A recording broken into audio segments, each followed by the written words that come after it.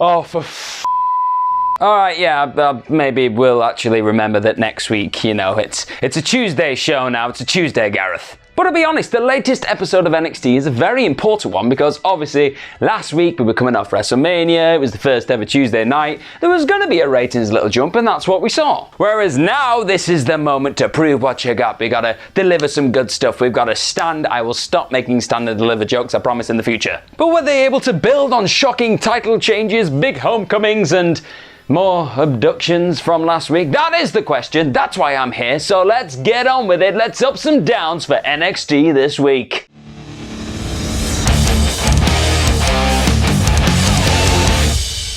NXT ups and downs. So straight away, quick up, because I don't know if this has been a thing recently and I've just completely ignored it, but there was what I saw as the new NXT signature opening credits thing. What are you doing, Hans? Get a grip. And I really liked this signature because I think it was poppy in the background. I just felt like it felt new. It felt something different from Raw and SmackDown. I like different. Different makes me think, okay, I'm going to tune into this show because what?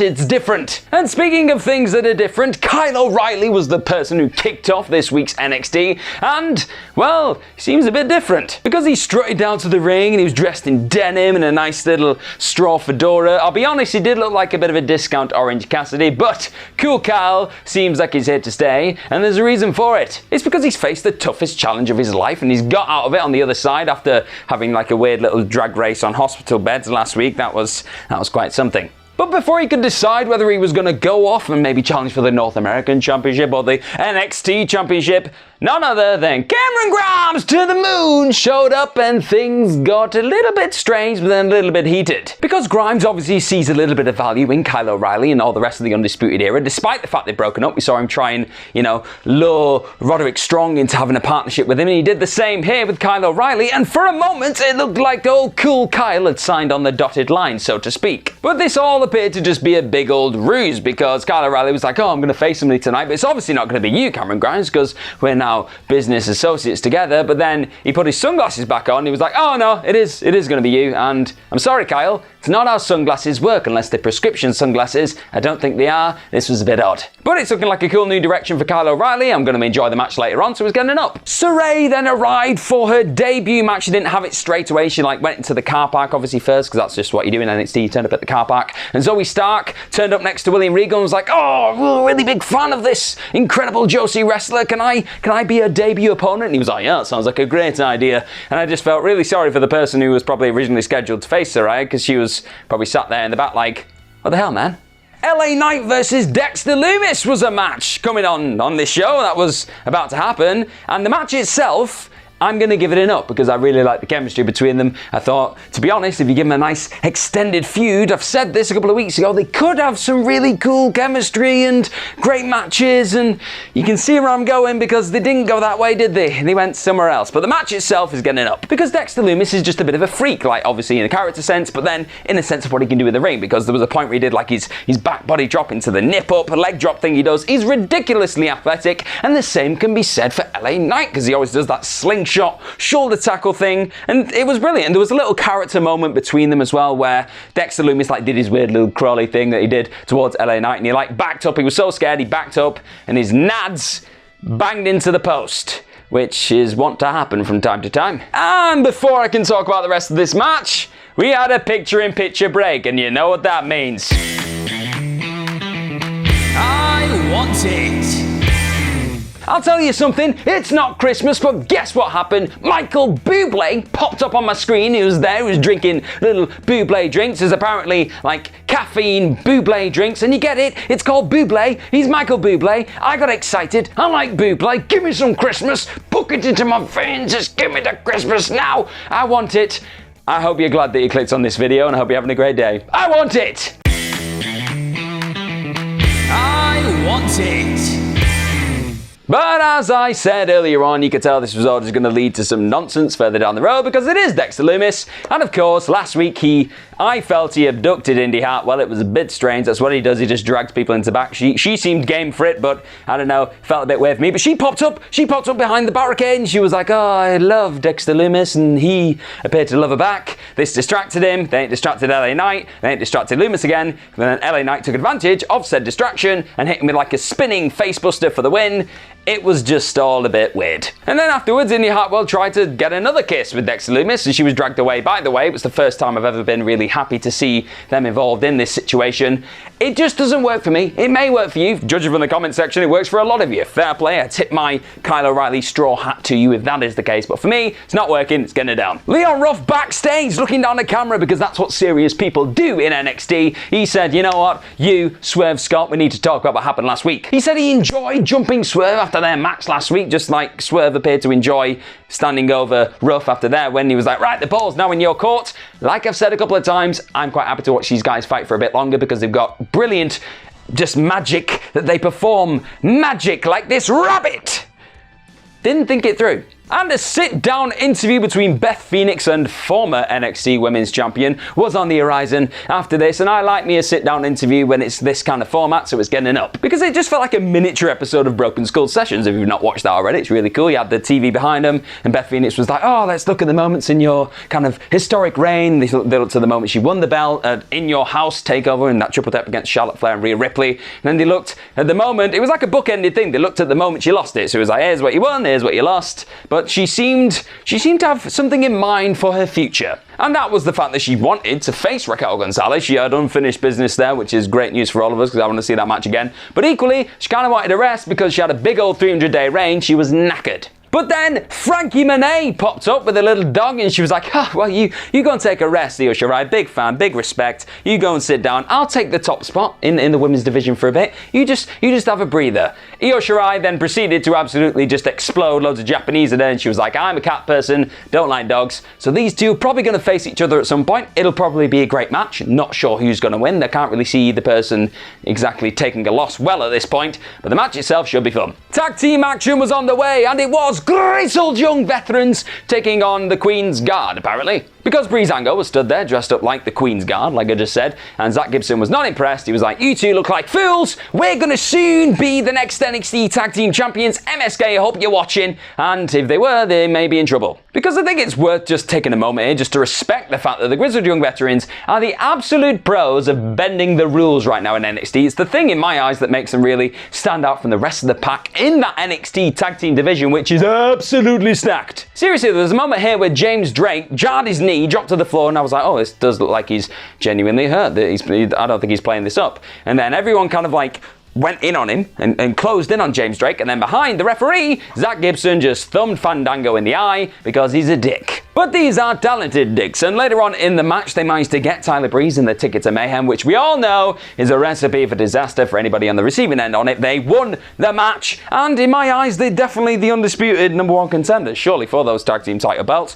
Put MSK and the Grizzled Young Veterans in all the matches together. We've seen what they can do. I want more of it because I'm greedy. I'm a greedy tag team man. There was a big The Way backstage segment after this, and it all got a bit strange and messy, but we'll go into it. Because Indy Hartwell wanted to take some time to talk about everything that happened with Dexter Lumis last week, and I thought, oh great, we're going to get at least a bit of an explanation. But then The Way pulled her away and was like, no, don't speak about it, we don't want to talk about it. But then Bronson Reed was saying something about wanting to take off Johnny Gargano's head, and Austin Theory was like, nah, you can't take off Papa John's head, I'm not going to let you. And then Johnny Gargano just started jumping around like a Jack Russell, like, yeah, I love it when he calls me Papa John, so we're going to bring that Gargano meter up there, it's going to get an 81%.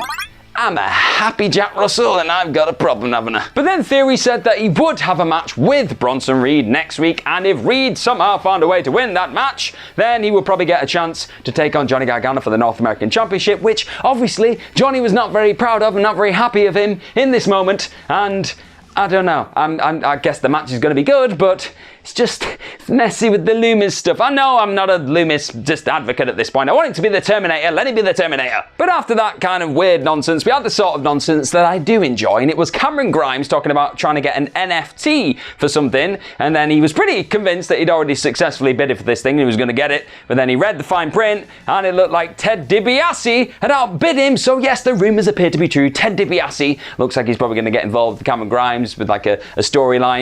Maybe just have him on screen and have them bickering about who's more rich. It's good stuff. It's the kind of rub that we like. Not a genie in a lamp, a Ted DiBiase in a lamp. said Sarray debut was next up for us, and I love this match. It is everything you need in a debut. It gets you hooked. These hooks were in my brain, and they got so far in that it's not just getting up, it's getting the yellow highlighter of the week up, and I'll explain why. First of all, their entrance is great because it's got loads of like little delicate little tunes and you're like, oh, this is really sweet, and then it just kicks in with a hell of a guitar tune. And from the off, Sarray just proved what she brings to the table. Explosive submissions, strikes that make the hairs literally fall off your chest. Seriously, there's a forearm that she does that she performs just beautifully that would make Roman Reigns sit there and go, no, I think she might be the head of the table. I'm just gonna scooch to the left. But Zoe Stark didn't just roll over here and just allow herself to be like a ragdoll in this match. She gave as good as she got. There's a flying clothesline that Zoe Stark does, which is just electric. It looks like it's going to decapitate a human being. But then as we got to the closing stages, like Zoe Stark hit Sarray with like a flying knee into the ropes, so then Sarray answered back with like a flying dropkick into the ropes, and another dropkick. It was just like, it was just ping, ping, ping, ping, ping, but with people. A heel kick, a half and half suplex, and a failed 450 splash actually opened the door for Sarray though. Because the NXT debutante, she got Stark in like a weird little side suplex thing. She hit her so hard, she won the match. It did look a little bit fudged. It looked like Zoe Stark was trying to get her shoulder up and she maybe might have missed it, but let's be honest, Sarray was always going to win this match, so that was good. The match is just, it was magnificent. And then all the stuff after the match worked really well as well, because you had Toni Storm pop up and she just attacked Zoe Stark. Obviously, those two had the stand and deliver stuff a couple of weeks ago now. And like I said then, I'm going to say it now, I'd love a feud between Storm and Stark. I think that's just money. They're both excellent. And then Sarray just feed us some more people down the line. She looks like she's going to be a superstar. So does Stark. Toni Storm already is. This mid-card is insane. Raquel and Dakota Kai were backstage after this, and it just seemed like they were teasing a bit of dissension within the ranks. Dakota Kai said one thing, Gonzalez said the other. She was like, oh, Mercedes Martinez isn't going to get a title shot at Raquel Gonzalez because I want to be a wizard and I don't get what I want, so you don't get what you want. And then Gonzalez was like, no, I'll take on anyone. It was just a bit, there wasn't any obvious signs of fracturing, but it's there. If you look close enough, it's there. More of the way stuff after this, and Indy Hartwell and Candice LeRae were bickering about the fact that they shouldn't be focusing on boys, they should be focusing on titles. But Indy Hartwell then got distracted by a boy. Candice LeRae walked off to the champions and was like, oh, we want to take you on for the belts, me and Indy. And they were like, Indy's not here, you idiot. She then got abducted and pulled into a cabinet, because everyone gets abducted in NXT, even me. I'm getting abducted right now. That's happening. If you thought that was stupid, this was stupid too, so that's why I did it. Kushida's open challenge followed this, and it just felt like a big deal because Kushida had been covered by all these big major news outlets. There was a big video that showed that his big title win was actually a big moment in his career, so it felt like a big moment on the show. And just like last week, he got rid of the jeans and brought the trunks back. This week, he got rid of the boots and he's just got his feet out with some like ankle stuff. He's going through a full thing right now. He's changing things up. And his open challenge challenger, who was it, I hear you ask? It was only Lorcan, because that man never lost the NXT Tag Team Championship, so he deserves a shot at another title. And he had a good go, didn't he? He was throwing massive deep uppercuts. He was like a bull. There was points where he just spearheaded at Kushida, and I thought, this man is going to literally drive a hole through our champion. But these attempts to penetrate the stomach of Kushida did not pay off in the end, and Kushida did manage to lock in his hoverboard lock, win the match, and successfully defend his Cruiserweight Championship for the very first time. But obviously there was a former champion who's still a bit pissed that he did lose his belt. That was Santos Escobar, so he attempted to use his Legado goons to like sneak attack Kushida, but that didn't work because MSK came down, they defended him, and you guessed it, 6-man tag team action is coming next week, and that's just what everyone wants, isn't it? Look at the people involved. It's going to be magic. It's going to be spectacular. I've said magic a lot. It was a magical show. I'm a magical man. This is getting the magical up. Mercedes Martinez backstage was talking about the fact that Dakota Kai was pretty much talking for Raquel Gonzalez, which is how it seemed on the little backstage segment before. And she was like, right, I'm going to take her out of the equation then. I'm going to beat up Dakota Kai next week in a match. So Gonzalez, you're going to have no choice but to fight me. Yes, fight her. Fight her now. Some more way stuff after this. They were backstage, and Johnny Gargano was talking to Austin Theory about like, why did he agree to this match with Bronson Reed? Why is that happening? Candice LeRae limped back in. She was like, I've just been beaten up. And then Indy Hartwell just popped up and she was like, oh, okay, I've got us a title match. I just spoke to Regal. Regal's in a very giving mood to the way right now, which is very interesting. But apparently, because there's just no other women in this tag team division, you can just go up to Regal and say, hey, I want a match. Give me a tag team title match. And he goes, yep, all right, can't see anybody else. You got it. Ever Rise got killed by Imperium after this. And it was really good. Up. Okay, maybe it was a little bit more competitive than I just said then, but for the most part, Imperium's Fabian Aichner and Marcel Bartel just battered these two. But I guess the major takeaway from all this is the fact that Imperium seemed to be trying to expand their ranks. It was mentioned last week, it's been mentioned again this week, and Killian Dane came down to the ring as this match was going on. He was like confronting Alexander Wolf. He thought this was the perfect time to do that. Then Drake Maverick got involved. He started attacking Wolf because obviously he was not happy with the way he got battered a couple of weeks ago. So it seems like Killian Dane's a little bit conflicted. He dragged his mate away, but you could tell he just wanted to understand what was going on with the whole situation. But none of that mattered because Imperium got the win over Ever Rise with like a powerbomb uppercut thing, which looked beautiful, I must say, in execution. And they stood there, they did the little thing that they always do, and it looks like Imperium's expansion is in full flow. The main event was then here, and Kyle O'Reilly locked eyes with Karrion Kross beforehand, who was just kind of stood there like this. Just imagine a belt and a Scarlet just there. He stared at him, and if I was Kyle O'Reilly, something would have probably dropped out. As always, Cameron Grimes' entrance fills me with loads of joy, but the match itself was the important thing here, and it gets an up, obviously. Because what was most important about Kyle O'Reilly in this first real singles match away from the Undisputed Era, or being involved in a feud with anybody from the Undisputed Era, was defining what kind of babyface single star he's going to be. And it turns out he's just going to be a sarcastic prick, and it's great. Because there was a point where he just like hit Cameron Grimes with like a little slap after he'd done like a drop kick or something, and the look in his face was just, I can do whatever I want to you whenever I want to do it, which sounds a lot weirder now, kind of out of context, but in kind of what was going down in the match, it made me chuckle. But on top of this new cool Kyle character that we're getting right now, he obviously always has that BJJ experience on the floor. His strikes, some of the hands and like feet combinations that he was throwing together would make UFC stars jealous. They'd be like, what's that guy doing? I want to try a bit of that. It was just brutal. The sound, it sounded like lightning was just clapping off Cameron Grimes' chest at times. And as always, Cameron Grimes whacked out that insane spinning Spanish fly thing he just does out of nowhere after Kyle O'Reilly had done his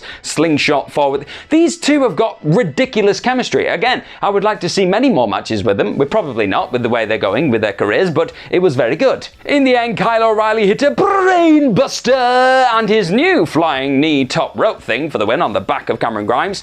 And it was a good start. It was a really good start. It shows that NXT have got a lot of trust in Kyle O'Reilly, putting him in that main event spot. And I just hope he's given more time in between the ropes and on the mic just to fully develop this character, because there's something in there. He seems relaxed. He seems like somebody hasn't come up to him beforehand and just prodded him in the back with a script. He's just speaking from the coolest cool heart. But I must say, if Karrion Kross is on the horizon for my boy Kyle, I'm worried.